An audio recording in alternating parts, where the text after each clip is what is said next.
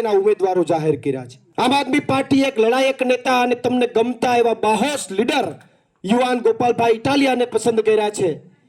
ભાજપે કિરીટભાઈને પસંદ કર્યા અને એમાંય વળી ભૂપતભાઈ પાછળથી એવી વાત હમણાં કરે છે કે કિરીટભાઈ જીતી જાય ને તો આઈનો બધો વહીવટ હું કરવાનો છું।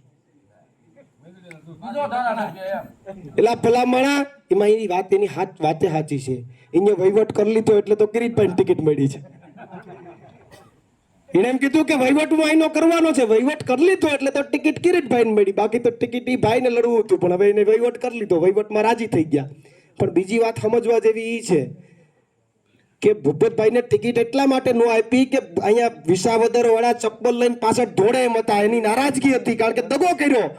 હજી એમ કહે છે કે જીતી જાય તો વહીવટ હું કરવાનો છું, તો એ કિરીટભાઈને હરાવવા માંગે છે, જીતાડવા માંગે છે, એ ખબર નથી પડતી મને તો એવું લાગે કે આવું બોલીને એની નારાજગી છે કિરીટભાઈ નડે તો કિરીટભાઈ હારવા જોઈએ, આવી કે ગેમ ભૂપતભાઈ કરતા હોય એવું મને દેખાય છે।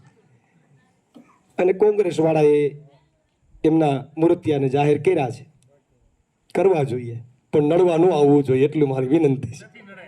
તો વાંધો નહીં।